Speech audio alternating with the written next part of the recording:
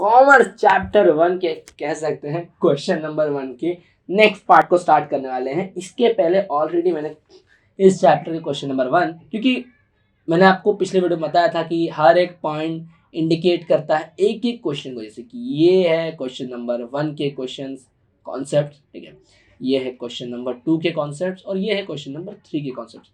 इसलिए मैं अपने वीडियोज में मैं ऐसे ही डालने वाला हूँ कि question number chapter first question number 1 के का पार्ट ए या फिर पार्ट 1 और पार्ट बी।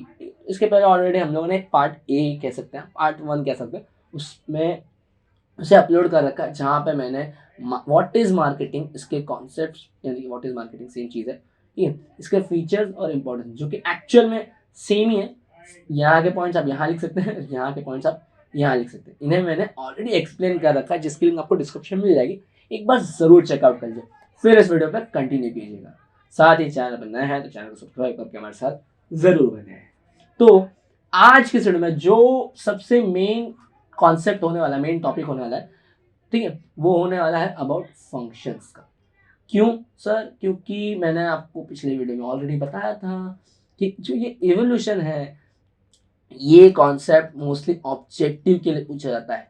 इवन बोर्ड्स में भी आप देखेंगे तो ऐसा हो सकता है कि अगर वो एग्जामिनर ही कुछ अलग पेपर्स बनाने के मूड से हो तब ये क्वेश्चन आ सकता है, बट अदरवाइज मोस्टली ये जो कॉन्सेप्ट है ये आपको ऑब्जेक्टिव के लिए पूछा जाता है। और उसके बाद ये जो स्ट्रैटेजिक और ट्रेडिशनल मार्केटिंग होगा, ये आपको मैं अभी स्टार्ट से बता देता हूँ कि कुछ नहीं है। ये जो हम लोगों ने फीचर्स यहाँ पे पढ़े ना, कि कस्टमर सेटिस्फैक्शन से मतलब रखना और कस्टमर से यहाँ पे रिलेशनशिप भी बना, ये वीडियो में पढ़ेंगे हम लोग, ठीक है। उन सभी चीज़ों को यहाँ पे बताया जाएगा जो एक्चुअल में आपको मैंने बताया ना कि जो फीचर्स मार्केटिंग है हम लोगों ने अभी पढ़े, ठीक है, वो सारे चीज़ होंगे स्ट्रेटेजिक मार्केटिंग में, और उन्हीं सबका अपोजिट उल्टा एकदम होगा, वो होगा ट्रेडिशनल मार्केटिंग। ये आपको मैं इवोल्यूशन के वक्त बहुत डिटेल में बताऊंगा, ठीक है। तो ये बहुत ईजी है, फीचर्स जितने भी खासियतें होंगी, अच्छी अच्छी चीज़ें होंगी, वो स्ट्रेटेजिक में डाल देना। शॉर्टकट बता रहा हूँ मैं, अगर पूछा भी जाए ये क्वेश्चन तो, ठीक है। और जो भी खराब चीज़ें हैं वो सब यहाँ पे आप ट्रेडिशनल मार्केटिंग में डाल सकते हैं, दैट इज ओल्ड मार्केटिंग कह सकते हैं, ठीक है। बट हमारा आज का मेन फोकस होगा फंक्शन के बारे में। सो फंक्शन मतलब होता है कि काम। अब आपको नए कस्टमर्स बनाने हैं, उनकी नीड्स को समझना है, ठीक है, और अपने प्रोडक्ट को मार्केट में सेल करना है, तो ये बहुत सारी चीज़ें आ जाती है। तो ये जो चीज़ें हैं उन्हें कहते हैं फंक्शंस, यानी कि सारे काम काज एज अ बिजनेस जो आपको करने होते हैं फॉर मार्केट, ठीक। तो उन्हीं सब चीज़ों को कहा था, जिसमें सबसे मेन और बेसिक सी चीज़ होती है दैट इज, तो अभी मैंने आपको कहा कि आपको अगर आपके कस्टमर्स की नीड्स को सेटिस्फाई करना है, अगर आपको अपने कस्टमर्स को सामान बेचना है तो उनकी नीड्स को समझना पड़ेगा कि उन्हें कैसा सामान चाहिए, उन्हें क्या चाहिए, वो आपसे क्या एक्सपेक्ट करते हैं, ठीक है। इसके लिए आप करेंगे मार्केटिंग रिसर्च, यानी कि उन नीड्स को समझने के लिए कुछ रिसर्च करेंगे, कुछ एनालिसिस करेंगे, कुछ डेटा को कलेक्ट करेंगे वगैरह वगैरह, ठीक है। तो उसी को कहते हैं मार्केटिंग रिसर्च। कि आपकी कंपनी है, अगर आप एक कंपनी खोल रहे हैं, अपना प्रोडक्ट बना रहे हैं, तो उसका एक नाम रखेंगे ना सर। कि आप अभी समझ लीजिए कोई साबुन खरीदने आते तो आप उस साबुन का नाम बुलाएंगे ना, ठीक है। तो आपको उसी नाम रखने को कहते हैं, नामकरण को कहते हैं मार्केटिंग की भाषा में, दैट इज ब्रांडिंग, कंपनी का नाम रखना। अब इसके बाद चलिए ठीक है, मैंने सोच लिया, मैंने पहचान लिया कि मैंने एक साबुन की फैक्ट्री खोली है, ठीक है। उस साबुन में क्या क्या क्वालिटीज होनी चाहिए वो, और किस टाइप का साबुन ज़्यादा बिकने के चांसेस है, नहाने का या फिर कपड़े धोने का, ठीक है। तो उस चीज़ को मैंने पता कर लिया, दैट इज मार्केटिंग रिसर्च। मैंने उस साबुन का एक नाम भी रख दिया। इसके बाद क्या, इसके बाद ना उस साबुन को आप किस तरह से बेचेंगे, किस में बेचेंगे, कह सकते हैं ना, पैकेजिंग, दैट्स कॉल्ड पैकेजिंग। तो थर्ड फीचर आता है दैट इज पैकेजिंग। मैं आपको किताब वाला नहीं बता रहा हूँ, क्योंकि लास्ट वाले वीडियोज़ में मैंने देखा कि एक्चुअल में किताब के कॉन्सेप्ट बहुत आगे पीछे हैं, तो ये लिंक मैं आपको खुद से बताऊंगा, ठीक। Third one is packaging. आपको अपने प्रोडक्ट के लिए जो भी नीडेड रिसर्च थी, दाम, वो सब आएगा अभी, मतलब उसमें कौन कौन सी क्वालिटीज होनी चाहिए थी ये पता कर लिया, दैट इज कस्टमर नीड पता कर ली, ठीक है। अपने प्रोडक्ट को एक नाम दे दिया, अपने प्रोडक्ट का जो पैकेज है उसे डिज़ाइन कर लिया, उसके बारे में सोच लिया, समझ लिया, ठीक है, ये हो गया। अब इसके बाद क्या होगा, उसका प्राइस डिसाइड कीजिए। आपको अब प्राइस डिसाइड करते वक्त बहुत सारे फैक्टर्स होते हैं, जो कि सेकेंड चैप्टर में एक्चुअल में बहुत ही डिटेल में बताया गया आगे के चैप्टर्स में, ठीक है। वो फैक्टर्स इन्फ्लुएंसिंग प्राइसिंग, वो बहुत सारी चीज़ें बताई गई।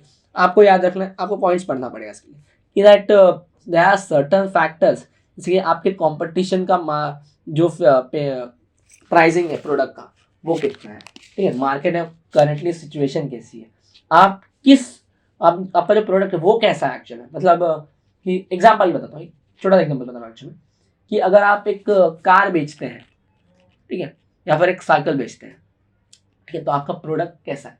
अगर कार है तो थोड़ा महंगा आप प्राइसिंग डिसाइड करेंगे, राइट। अगर साइकिल है तो थोड़ा कम डिसाइड करेंगे, ऐसे सब आप थोड़ा सा एक्सप्लेनेशन कर सकते हैं, ठीक है। इसके बाद आप कह सकते हैं, ये देखिए 4 पॉइंट्स हो गए। कस्टमर मार्केटिंग रिसर्च हो गया, आपने अपने प्रोडक्ट का नाम रख दिया, उसका पैकेज और लेबल, यानी कि उस पर जो स्टिकर्स वो सब चिपकाते हैं, तो वो सब डिसाइड कर लिया, उसका प्राइस डिसाइड कर लिया, ठीक है। अब क्या करना है सर, अब इसका आप प्रमोशन कीजिए, ठीक है। प्रोडक्ट बन गया, प्रोडक्ट को आपने अच्छा लगा, उसका प्राइस डिसाइड कर लिया वगैरह वगैरह। अब आपको क्या करना है, उसे प्रमोट करना है, दैट इज प्रमोटिंग, प्रमोशन, ठीक। तो अब ये प्रमोशन का पॉइंट आ गया, ठीक। उसके बाद क्या करना है, आपको सेल कर दीजिए प्रोडक्ट, ठीक है, सेलिंग। हाँ, और लास्ट में एक और पॉइंट याद रखिएगा, that is after sale service, मतलब आपने सामान भेज दिया, उसके बाद भी आपको कुछ सर्विसेज देनी पड़ती, that's called after sale service. तो 1 2 3 4 5 6 7, ऐसे 7 पॉइंट्स मिलने आप याद रख सकते हैं फंक्शंस के तौर पे। ये मैंने खुद से बताया है, किताब में इन्हीं पॉइंट्स को आगे पीछे से एक्सप्लेन किया गया है, ठीक है। तो उसे भी एक बार देख लेते हैं। मार्केटिंग रिसर्च आपको क्लियर हो गया होगा, ठीक। तो अगला है, देखिए, ब्रांडिंग बाद में आया, यानी कि आपको अपने प्रोडक्ट का नाम डिसाइड करना है, ठीक है। फिर यहाँ पे एडवर्टाइजमेंट पहले बता दिया मैंने, पैकेजिंग और लेबलिंग बताया था कि आपके प्रोडक्ट को आपने नाम दे दिया तो आप उसको कवर भी दे दीजिए, ठीक है। एक नाम दे दे एक प्रोडक्ट को, लेकिन उसको आप जिसमें बेचने वाले हैं, दैट इज पैकेजिंग, इसमें भी आगे इसी कॉन्सेप्ट को आगे बहुत ही अच्छे से डिटेल में एक्सप्लेन किया गया है, कि आगे के चैप्टर्स में। इसलिए आपको कहा मैंने कि ये बहुत ही बेसिक सारी चीज़ों को यहाँ पे कवर करें, ठीक है। तो वो पैकेजिंग हो गया, फिर एडवर्टाइजिंग मैंने आपको कहा, ठीक है। और फिर यहाँ देखिए product designing, that is packaging and labelling वाला पॉइंट, ठीक है। पूरा नॉर्मल रीड करेंगे आप तो आपको समझेगा, पैकेजिंग एंड लेबलिंग कह सकते हैं, ठीक है। आगे पीछे देखिए, बाकी मैंने कुछ बस ऑर्डर सुधारा ढंग से, याद रख सकते हैं। दैट आफ्टर सेल सर्विस, यानी कि मैंने आपको कहा कि आप कुछ सर्विसेज होती हैं, जैसे कि टीवी इंस्टॉलेशन होता है, ठीक है। Firm must be proactive in after sale service, और यहाँ पे एग्जांपल दिया गया, कुछ मशीनरी इक्विपमेंट्स होता है, फिक्स करना होता है, ठीक है, और घर तक पहुँचाना, वो सब चीज़ें होती है, तो वो सब होता है यहाँ पे, ठीक है। और सेल्स प्रमोशन, ये सब पॉइंट्स आप ऐड कर सकते हैं अपने हिसाब से, कि वो जो एडवर्टाइजमेंट का पॉइंट था उसी को यहाँ पे सब डिवाइडेड किया गया, जैसे कि सेल्स प्रमोशन, पब्लिसिटी, ऐसे सब पॉइंट्स होंगे। ये देखिए, वो एडवर्टाइजमेंट का एक पॉइंट था, उसी को यहाँ पे और अलग अलग लिखा है, मतलब ताकि आप अपने पॉइंट्स को और वास्ट लिख सकें, मतलब 7 की जगह 8 9 पॉइंट लिख सकें, जैसे सेल्स प्रमोशन है, पब्लिसिटी है, ठीक है। देखिए पर्सनल सेलिंग भी पॉइंट लगा गया, बट ये सब ऑल इन ऑल एडवर्टाइजमेंट में आता है, तो आप नहीं भी लिखेंगे चलेगा। देखिए प्राइसिंग का पॉइंट यहाँ पे नीचे है, फिजिकल डिस्ट्रीब्यूशन भी एडवर्टाइजमेंट का ही पॉइंट होता है, बट आप इन पॉइंट्स को अगर चाहे तो लास्ट मिनट स्टडी के तौर पर पढ़ सकते हैं, बट ये सब ऑल इन ऑल एडवर्टाइजमेंट के ही पॉइंट्स हैं for the function of marketing, ठीक है। कस्टमर रिलेशनशिप मैनेजमेंट ये नहीं करेंगे तो भी चलेगा, ये MIS टेस्ट मार्केटिंग, ये सब पार्ट्स आते हैं अबाउट मार्केट रिसर्च के, ठीक है। तो यहाँ बस किताब के हिसाब से देखिए उन्हें अलग अलग करके एक्सप्लेन किया गया है, कोई प्रॉब्लम नहीं है, आप चाहे तो आप भी ऐसी चीज़ों को यूज़ कर सकते हैं। और लास्ट में अगर आपको एक और पॉइंट लिखना है तो आप लिख सकते हैं अदर फंक्शंस के बारे में। 4 P's आप लोगों ने पढ़े होंगे दोस्तों, ठीक है, that is product pricing, product price, place और प्रमोशन, ठीक है। तो इन्हीं चारों चीज़ों को यहाँ पे एक्सप्लेन किया गया कि आपका जो प्रोडक्ट पोजिशनिंग है इस पर भी सेपरेट कॉन्सेप्ट होगा, ठीक है। आपका जो प्रॉपर प्राइस डिसाइड करना, ये एक्चुअली प्राइस का कॉन्सेप्ट आ चुका है, तो इसे आप ना एक्सप्लेन करो, ठीक है, चलेगा। यहाँ पे लिखा है पैकेजिंग, एक्चुअली देखिए ऊपर ऑलरेडी सेपरेटली एक्सप्लेन किया गया था, बट इन लोगों ने यहाँ पे वापस एक्सप्लेन किया, ठीक है। और कह सकते हैं participation in trades and fair and exhibitions, मतलब कि प्रमोशन का यहाँ पे पॉइंट एक्सप्लेन किया गया है। अदर फंक्शन आप खुद से एक्सप्लेन कर सकते हैं, ठीक है। तो इस तरह के यहाँ पे लिखा भी है कि 8 पॉइंट्स के अगर क्वेश्चन के लिए पूछा गया आपको, तो आपको 7 फॉर हाफ मार्क्स मिल जाएगा आपको, अगर आपने 8 पॉइंट्स लिखा तो। बट क्या होता है एक्चुअल में सर कि आपको डायरेक्ट ये क्वेश्चन नहीं पूछा जाता कि that is explain the functions of marketing, ठीक है। आपको कहा जाएगा explain marketing and its function, ठीक है, फॉर 8 मार्क्स और 7 मार्क्स, क्योंकि हाईएस्ट 8 मार्क्स का क्वेश्चन है, ठीक है। तो आप जब मार्केटिंग और उसको एक्सप्लेन करते हैं, ठीक है, तो आप ऑलरेडी 2 मार्क्स का जो मार्केटिंग एक्सप्लेन करते हैं वो 2 मार्क्स का कैरी करते हैं, और जो बाकी इसके फंक्शन होते हैं 6 मार्क्स के होते हैं। तो आप 6-7 पॉइंट भी एक्सप्लेन करेंगे या फिर 5-6 पॉइंट भी एक्सप्लेन करेंगे तो इनफ होता है, ये तो ज़्यादा पॉइंट लिखने की जरूरत पड़ती नहीं है। बट फिर भी अगर आपको एक्सप्लेन करना है, आंसर आपका लेंदी बनाना है, तो आप कर सकते हैं। तो अभी नेक्स्ट वन है दैट इज इवोल्यूशन, और जो कि मैं वापस से यहाँ पे टिक कर देता हूँ, दैट इज ये ऑब्जेक्टिव के लिए आता ही आता है, मोस्टली आएगा ऑब्जेक्टिव के लिए, जिसमें सबसे पहला है दैट इज एक्सचेंज कॉन्सेप्ट। तो यहाँ पे क्या होता था, ये सिर्फ सन और इसके साथ याद रखेगा कि ये सबसे क्या है, ये सब चीजें मैं हाईलाइट कर देता हूँ। ये है सबसे oldest concept of marketing, that is exchange concept. तो इसके अकॉर्डिंग इट इन्वॉल्व्स एक्सचेंज, इसके नाम में एक्सचेंज है सर, तो ये एक्सचेंज इन्वॉल्व करता है, मतलब इसमें सिर्फ एक्सचेंज होता है, ठीक है। क्या एक्सचेंज होता है, प्रोडक्ट, ठीक है, product between seller and buyer, जो प्रोडक्ट को खरीदता है और प्रोडक्ट को बेचता है।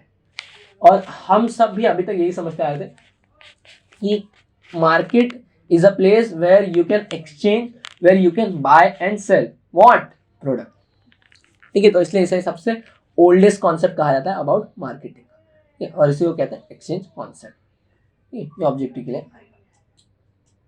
अगला क्या है, और ये जो यहाँ पे पॉइंट्स लिखे ये सब एक्चुअल में आपको डिस्टिंग्विश के लिए पूछा जा सकता है, बट आपको बस इन्हें हाईलाइट करके नॉर्मल रीड आउट करना है कि इसमें सिर्फ क्या है, एक्सचेंज को प्लेस दिया गया है, आपको प्रोडक्ट को खरीदना है और बेचना है, इससे ज़्यादा कुछ मत सोचिए, ठीक है। तो अभी अगर इससे ज़्यादा कुछ सोचा नहीं जा सकता, तो यहाँ पे कस्टमर्स क्या विल एक्सेप्ट, जो आपका कॉन्सेप्ट अज्यूम्स दैट, ये क्या कॉन्सेप्ट अज्यूम करता है कि आपका कस्टमर है किसी भी टाइप का any quality product available in market they will accept it, मतलब कैसा भी प्रोडक्ट हो, प्रोडक्ट क्वालिटी, उनकी नीड, कस्टमर नीड, इन सभी चीज़ों को जो कि हम लोग तक पढ़ते आ रहे थे मार्केटिंग में, उन सभी चीज़ों पे ध्यान नहीं दिया जाता। यहाँ पे बस सोचा जाता है कि वो लोग कैसा भी प्रोडक्ट हो वो लोग खरीद ही लेंगे, इस चीज़ को सोचा जाता है, ठीक है।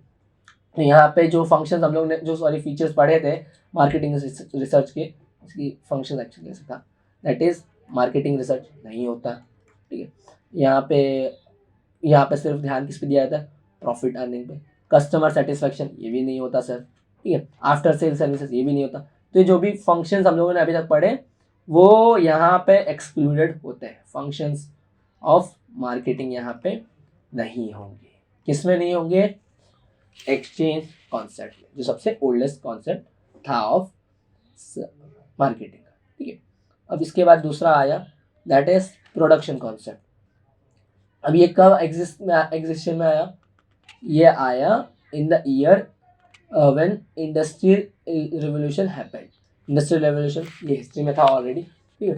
जब इंडस्ट्रियल रिवोल्यूशन हुआ तो उसका परिणाम क्या हुआ कि जो प्रोडक्शन था, प्रोडक्शन वो बढ़ गया, ठीक है। तो इस तरीके से आप इसे लिंक रख सकते हैं कि अगर आपको कोई पूछा जाए कि the concept came into existence after the industrial revolution, तो इंडस्ट्रियल रेवोल्यूशन की वजह से सर प्रोडक्शन बढ़ा, इसलिए उस टाइम जो कॉन्सेप्ट एग्जिस्टेंस में आया वो है प्रोडक्शन कॉन्सेप्ट, ठीक है। और ये सेकंड कॉन्सेप्ट याद रखिए, ठीक है। इंडस्ट्रियल रेवोल्यूशन के वक्त जो आया कॉन्सेप्ट वो है प्रोडक्शन कॉन्सेप्ट। इसमें क्या अज्यूम किया गया, इसमें अज्यूम किया गया कि consumer will prefer those products that are widely available and are of lower price, यानी कि आपको कम दाम में ज़्यादा चीज़ें मिलना, और ऐसी चीज़ें जो कि मतलब अच्छी है, ठीक है, क्वालिटी वाली की यहाँ पे बात नहीं हो रही, बट कहा जा रहा है कि बहुत ज़्यादा है, मतलब आपको 10 में 10 पेंसिल्स मिलना, बहुत पहले होता था ये सब। या फिर पेन, आप पेन खरीद रहे हैं तो आपको सस्ते दाम में पेन मिल जाना, बट वो क्वालिटी पेन है कि नहीं पता, ठीक है, ये सब नहीं पता, बस ज़्यादा चीज़ें मिलना, वाइडली अवेलेबल, ठीक है। यहाँ भी क्या होता था कि इसमें भी मार्केटिंग रिसर्च नहीं आई अभी तक, ठीक है। यहाँ भी जो आपका प्रॉफिट है उससे ज़्यादा तवज्जो दिया जाता, क्योंकि बिजनेस में सबसे पहली और सबसे ओल्डेस्ट चीज़ समझी जाती थी, अभी तक समझी जाती है, दैट इज प्रॉफिट। यहाँ पे इन कॉन्सेप्ट में प्रॉफिट अभी तक अपना वर्चस्व कॉमन पॉइंट है ना, और यहाँ पे मार्केटिंग रिसर्च भी नहीं है। और एक चीज़ यहाँ पे देखिए, R&D, दैट इज कि आपको कुछ नया बनाना है, कुछ अलग चीज़ बनानी है, रिसर्च एंड डेवलपमेंट, ये दोनों, ये पॉइंट भी दोनों में कॉमन नहीं है। फर्म्स में undertake large scale production to reduce the cost, ये पॉइंट चलेगा। तो ये दो कॉन्सेप्ट हमारे हो गए। अब इसके बाद थर्ड कॉन्सेप्ट आया, दैट इज प्रोडक्ट। ये कब आया? अर्ली 20th सेंचुरी में आया, जो था concept, that is product concept. Industrial revolution के बाद टाइम आया था प्रोडक्शन कॉन्सेप्ट, 20th सेंचुरी में आया प्रोडक्ट कॉन्सेप्ट, ठीक है। और सबसे ओल्ड कॉन्सेप्ट है एक्सचेंज कॉन्सेप्ट, ठीक है। तो ये एक लाइन साहब इन सबसे याद रखिएगा। अभी इसमें क्या था कि consumer will prefer those products that are offer high quality. अब यहाँ पे क्वालिटीज पे ध्यान देना शुरू हुआ। इसके, ये थर्ड कॉन्सेप्ट है, इसके ऊपर के जो फर्स्ट और सेकंड कॉन्सेप्ट थे वहां पे क्वालिटी प्रोडक्ट की बात कतई नहीं की जाती थी, ठीक है। अब क्वालिटी प्रोडक्ट्स आप कैसे देंगे? अपने कस्टमर्स की नीड्स को समझ के, नए नए और अच्छे अच्छे प्रोडक्ट्स को लाकर। तो यहाँ पे कुछ पॉइंट्स को यहाँ पे चेंज किया जाएगा। देखिए यहाँ पे और जो कॉमन पॉइंट्स है वो भी है कुछ कुछ, जैसे कि यहाँ पे R&D हुआ, R&D मतलब रिसर्च एंड डेवलपमेंट। इसके पहले के दोनों कॉन्सेप्ट्स में ये नहीं था, बट यहाँ पे वो है। प्रॉफिट मोटिव अब तक के सभी कॉन्सेप्ट्स में आ ही रहा है, यहाँ भी आ गया कि ये भी एक प्रॉफिट मोटिव कॉन्सेप्ट था और है। यहाँ पे मार्केट रिसर्च थोड़ा यहाँ भी नहीं है, but R&D research and development है। कस्टमर रिलेशनशिप यहाँ भी नहीं है, इसके पहले वाले कॉन्सेप्ट में भी नहीं था। अभी ये जो पॉइंट्स मैं आपको बता रहा हूँ, देखिए ये सब फीचर्स हैं, features of marketing, customer relationship, market research, ठीक है, रिसर्च एंड डेवलपमेंट, ये सब चीज़ें, ठीक है। बट ये अभी तक यही सारे फीचर्स अल्टीमेटली लास्ट जो कॉन्सेप्ट आएगा दैट इज हॉलिस्टिक, उसमें आ जाएंगे, देखिएगा, ठीक है। तो अभी तक के हम लोग ने 3 कॉन्सेप्ट पढ़े। अब चौथा कॉन्सेप्ट था that is about selling concept, जो कि आया इन द ईयर 1930, जिसे हम ग्रेट डिप्रेशन पीरियड भी कहते हैं। साइंस, ये हिस्ट्री की बात, ठीक है। It place emphasise aggressive promotion. अब यहाँ पे क्या आ गया सर? यहाँ पे आ गया एग्रेसिव प्रमोशन। यहाँ पे कहा गया कि क्वालिटी प्रोडक्ट्स के साथ साथ अगर आपकी जो प्रोडक्ट है, क्वालिटी प्रोडक्ट्स प्रोडक्ट कॉन्सेप्ट के वक्त में आ चुका था, बट अब यहाँ पे सेलिंग के वक्त आ गया एक नई चीज, दैट इज प्रमोशन का पॉइंट आ गया, ठीक है। आप अगर अपने प्रोडक्ट्स को अच्छे से प्रमोट करेंगे तो इससे क्या होगा, आपका जो प्रोडक्ट का सेलिंग है वो अल्टीमेटली इंक्रीज होगा। What they make rather than what the buyers need, the sellers aim to sell what they make rather than what they sell need, मतलब बायर आपका जो चाहता था। तो यहाँ भी अभी तक कस्टमर नीड्स कुछ समझा नहीं गया था, इसके पहले के 3 पॉइंट्स में भी उसे समझा नहीं गया है, बट यहाँ पे एक्चुअल में प्रमोशन का कॉन्सेप्ट आ चुका है। पहले में था सिर्फ एक्सचेंज, सेकंड में क्या था, लो क्वालिटी पे ज्यादा सामान, लो प्राइस पे ज्यादा सामान मिलना, लो प्राइस। थर्ड था दैट इज प्रोडक्ट, जहां पे हाई क्वालिटी प्रोडक्ट्स मिलने लगे, ठीक है। और अभी फोर्थ आ गया है दैट इज अबाउट कि आपको आपके प्रोडक्ट्स को प्रमोट करना है इन द सेलिंग कॉन्सेप्ट। इसमें क्या हुआ, इसके फीचर्स का क्या है, यहाँ पे मार्केट रिसर्च यहाँ भी नहीं हुई अभी तक, ठीक, और कस्टमर रिलेशनशिप यहाँ भी अभी तक नहीं आया। एक आप कह सकते हैं जर्नी टाइप की, इवोल्यूशन, यानी कि बदलाव होता है मार्केटिंग में। तो ये यहाँ था। अभी हम लोग 5वें कॉन्सेप्ट पे आते हैं, that is about marketing concept, जो कि आया था इन द ईयर 1960s। तो अभी इसके अकॉर्डिंग ये जो इसे ये कॉन्सेप्ट है, ये है कस्टमर ओरिएंटेड कॉन्सेप्ट। ठीक है, तो जब भी आपको ऑब्जेक्टिव के लिए पूछा जाए कि कब आया, 1960 में आया सर। इस कॉन्सेप्ट का दूसरा नाम क्या है, कस्टमर ओरिएंटेड कॉन्सेप्ट है सर। ठीक है, कस्टमर ओरिएंटेड कॉन्सेप्ट। अब इसमें आगे कस्टमर्स की नीड को समझा जाने लगा, इसके पहले ये कॉन्सेप्ट अब तक नहीं समझा जा रहा था। ठीक है, तो यहाँ पे ये लोग क्या सोचते हैं, success of organisation largely depends on the customer satisfaction. ठीक है, कस्टमर सेटिस्फैक्शन आपके जो बिजनेस है उसकी डोर बंदी हुई है, उसकी नैया तभी पार होगी। ठीक है, ये 4 चीज़ें हैं, इसे आप पढ़ सकते हैं। ये सब एक्चुअली आपको याद रखने की जरूरत नहीं है, ऑब्जेक्टिव के लिए पूछा जाएगा। ठीक है, यहाँ पे फीचर्स पढ़िए। यहाँ पे मार्केट रिसर्च पहली बार एप्लीकेबल हुई, यहाँ पे मार्केट रिसर्च की शुरुआत हुई। रिसर्च एंड डेवलपमेंट को भी फोकस में लिया गया। कस्टमर सेटिस्फैक्शन, प्रॉफिट, सभी कॉन्सेप्ट में प्रॉफिट तो कॉमन आ ही रहा है फीचर्स के तौर पे, बट ये सब पहला कॉन्सेप्ट था जहां कस्टमर सेटिस्फैक्शन को भी नीड दिखाई गई। ठीक है, सबसे पहला concept that is marketing concept, जिससे हम लोग कहते हैं कस्टमर ओरिएंटेड कॉन्सेप्ट भी। इसमें सबसे पहली बार कस्टमर सेटिस्फैक्शन को समझा गया। ठीक है, और ये एक और चीज़ पे ध्यान देने लगा अभी से, दैट इज कस्टमर रिलेशनशिप। तो ये भी एक अच्छा कॉन्सेप्ट बन के निकला। अब इसके बाद छठा कॉन्सेप्ट आया, दैट इज सोसाइटल कॉन्सेप्ट। अब सोसाइटल कॉन्सेप्ट नाम में क्या आया, नाम में आया सर सोसाइटी। तो यहाँ पे सोसाइटी को कंसिडर किया गया। ये आया साल 1980 और 1990 के बीच में ऑलमोस्ट। ठीक है, जो 3 चीज़ों को कंसिडर करके चलने लगा। पहला था, सबसे पहला सोसाइटीज वेलफेयर। नाम में क्या है, सोसाइटल कॉन्सेप्ट, इसलिए इसके फीचर में, इस चीज में सबसे पहली चीज क्या कंसिडर की गई, सोसाइटी की भलाई। ठीक है, उसके बाद कस्टमर सेटिस्फैक्शन, जो कि एक्चुअल में इसके ऊपर वाले concept which is marketing concept में हम लोगों ने पढ़ा। तो ये उसकी शुरुआत वहाँ से। और कंपनी का प्रॉफिट, अल्टीमेटली हर कंपनी अपना प्रॉफिट तो अर्न करना चाहेगी। ठीक है, तो इन तीनों चीज़ों को यहाँ पे कंसिडर किया जाने लगा। ठीक है, इसमें भी रिसर्च एंड डेवलपमेंट आ गया।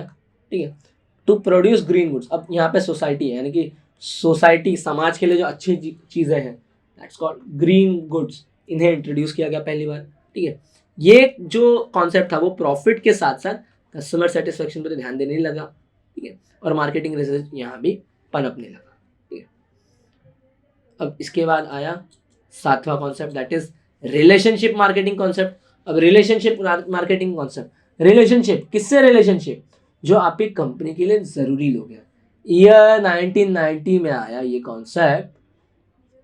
ठीक है, जिसके according new concept of marketing, long term customer relationship. मतलब हमने कस्टमर्स की नीड समझी सर, कस्टमर ओरिएंटेड बन गए हम लोग, बट अब क्या चाहिए ना कि हमारे जो कस्टमर्स है वो हमारे साथ लॉयल बने रहे, हम उन्हें रिटेन कर सकें। मतलब कि जिस इंसान ने, अभी नए कस्टमर्स ढूंढने में थोड़ा मेहनत लगती है, बट जो आपके कस्टमर्स ऑलरेडी आपकी कंपनी के से जुड़े हुए हैं, उन्हीं लोगों को आपके कस्टमर्स बनाए रखना, इस कॉन्सेप्ट ने उस पर ज़्यादा ध्यान दिया। ठीक है, यहाँ पे देखिए, यहाँ पे लिखा है creating, maintaining and enhancing profitable and long-term relationship with all stakeholders such as customers, distributors, dealers, employees, financiers, shareholders, supplier and society।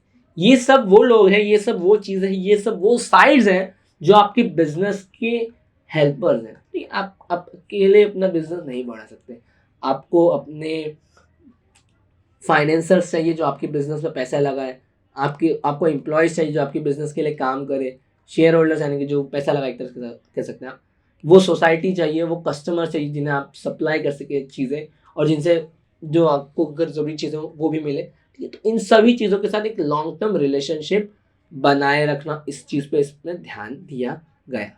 ठीक है, और अंत में जाकर आया 8वां concept, that is holistic concept of marketing which involves 4 things। अब तक की जो भी चीज़ें थी वो सारी चीज़ें यहाँ पे आई। सबसे लास्ट में आने वाला एक कॉन्सेप्ट था जिसे फिलिप कोटलर ने इंट्रोड्यूस किया। ठीक है, holistic concept of marketing which gives competitive advantage to the business. Nowadays professional marketers adopt holistic approach. सबसे नई और सबसे तगड़ी अप्रोच है holistic approach, ठीक है, जिसमें integrated market, all elements of marketing mix, जो कि 4 P's है, उन्हें यहाँ पे कंसिडर किया जाता है, ठीक है, product, price, promotion and place, तो ये 4 P वाला पॉइंट है, आप एक्सप्लेन करते हैं। रिलेशनशिप मार्केट, इसके पहले वाला ही पॉइंट जो था, सबके साथ लॉन्ग टर्म रिलेशनशिप बना के रखना, उस चीज़ को आप यहाँ पे एक्सप्लेन कर सकते हैं, ठीक है। इंटरनल मार्केटिंग यानी कि आपके जो इंटरनल आपके एम्प्लॉयज है जो आपके साथ काम करते हैं उनको सही से ट्रीट करना, यहाँ पे उस चीज़ को बताया जाएगा। Performance marketing, place profit as well as other concern issue such as customer loyalty, customer retention, इन सभी चीज़ों का कंसिडरेशन किया जाएगा। तो इस तरह से ये मार्केट रिवोल्यूशन था। हम लोगों ने बहुत सारी चीज़ें देखी, जैसे कि पहला था रिलेशनशिप कह सकते हैं आप, कस्टमर सेटिस्फैक्शन कह सकते हैं आप, ये कुछ पॉइंट्स हैं, लिख देता हूँ आपके लिए फटाफट। R&D है, ठीक है, profit as well as societal welfare कह सकते हैं आप, सोशल वेलफेयर, ठीक है, सोशल वेलफेयर, ठीक है। और मीनिंग आप कह सकते हैं कि अभी जो होलिस्टिक मार्केट आप एक्सप्लेन करना चाहें और जो एक्सचेंज कॉन्सेप्ट मार्केट आप एक्सप्लेन करना चाहें, तो उसमें बहुत ज़्यादा फर्क है। ये तो ऐसे आप कम से कम, अगर आपको इसके बाद वाला concept that is strategic and traditional market में आपको डिस्टिंग्विश एक्सप्लेन करना हो, तो आप कम से कम 6 से 7 पॉइंट्स इसी तरह के एक्सप्लेन कर सकते हैं। कस्टमर रिलेशनशिप को कंसीडर किया जाता है किसमें, स्ट्रेटेजिक मार्केटिंग में। कस्टमर सेटिस्फेक्शन को किसमें कंसीडर किया जाता है, स्ट्रेटेजिक मार्केटिंग में। R&D किसमें, R&D यानी कि रिसर्च एंड डेवलपमेंट को किसमें कंसीडर किया जाता है, स्ट्रेटेजिक मार्केट में, ठीक है, स्ट्रेटेजिक मार्केटिंग में, ठीक है। और सोसाइटी का वेलफेयर किसमें कंसीडर किया जाता है, स्ट्रेटेजिक वेलफेयर में, ठीक है। तो आप इस तरह से चीज़ों को एक्सप्लेन कर सकते हैं। तो इस तरह से हमारा जो क्वेश्चन नंबर 1 है सर, वो ख़त्म होता है, उसके सारे कॉन्सेप्ट। बहुत ही छोटा था, ये कॉन्सेप्ट आप मत छोड़िएगा, ठीक है।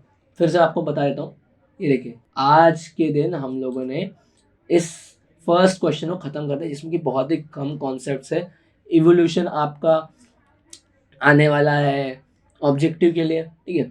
फीचर्स और इम्पोर्टेंस सेम होता है मार्केटिंग का मतलब क्या था, ये भी हम लोगों ने बातचीत की। फंक्शंस यानी कि जो चीज़ें उसमें की जाती हैं, ठीक है, और ट्रेडिशन और स्ट्रेटेजी। तो ये क्वेश्चन आप कतई मैं आप सभी को सजेस्ट करना चाहूँगा कि बिल्कुल भी इसे स्किप ना करें। इस क्वेश्चन को पक्का अटेंड कीजिए, अभी से इसे पढ़िए, ठीक है, और इसे बिल्कुल मत छोड़िएगा, क्योंकि इसके बाद के दोनों कॉन्सेप्ट थोड़े ज़्यादा चीज़ें आने वाली हैं। होप सो कि आपको ये वीडियो पसंद आया होगा। अगर हाँ, तो प्लीज़ वीडियो को लाइक करें, कमेंट करें और शेयर ज़रूर करें।